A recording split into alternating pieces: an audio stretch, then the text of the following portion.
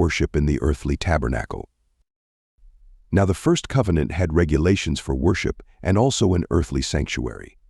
A tabernacle was set up. In its first room were the lampstand and the table with its consecrated bread. This was called the holy place. Behind the second curtain was a room called the most holy place, which had the golden altar of incense and the gold-covered ark of the covenant. This ark contained the gold jar of manna, Aaron's staff that had budded, and the stone tablets of the covenant. Above the ark were the cherubim of the glory, overshadowing the atonement cover. But we cannot discuss these things in detail now. When everything had been arranged like this, the priests entered regularly into the outer room to carry on their ministry. But only the high priest entered the inner room, and that only once a year, and never without blood, which he offered for himself and for the sins the people had committed in ignorance. The Holy Spirit was showing by this that the way into the most holy place had not yet been disclosed as long as the first tabernacle was still functioning. This is an illustration for the present time, indicating that the gifts and sacrifices being offered were not able to clear the conscience of the worshiper. They are only a matter of food and drink and various ceremonial washings, external regulations applying until the time of the new order.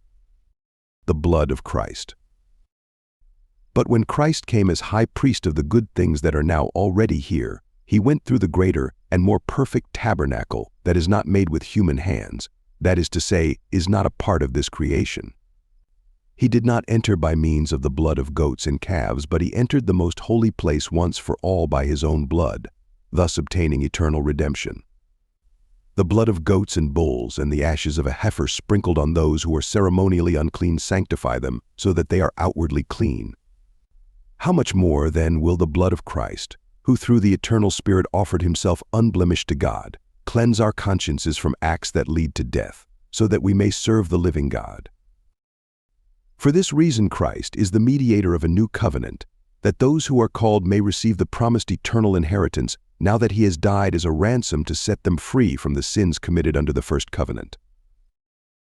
In the case of a will, it is necessary to prove the death of the one who made it, because a will is in force only when somebody has died. It never takes effect, while the one who made it is living. This is why even the first covenant was not put into effect without blood. When Moses had proclaimed every command of the law to all the people, he took the blood of calves, together with water, scarlet wool, and branches of hyssop, and sprinkled the scroll and all the people. He said, "This is the blood of the covenant, which God has commanded you to keep in the same way." He sprinkled with the blood both the tabernacle and everything used in its ceremonies. In fact, the law requires that nearly everything be cleansed with blood, and without the shedding of blood there is no forgiveness.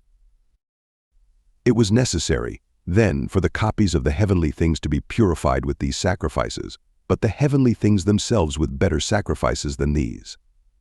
For Christ did not enter a sanctuary made with human hands that was only a copy of the true one. He entered heaven itself, now to appear for us in God's presence.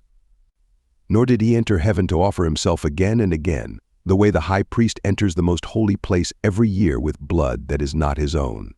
Otherwise Christ would have had to suffer many times since the creation of the world. But he has appeared once for all at the culmination of the ages to do away with sin by the sacrifice of himself. Just as people are destined to die once, and after that to face judgment, so Christ was sacrificed once to take away the sins of many, and he will appear a second time, not to bear sin, but to bring salvation to those who are waiting for him.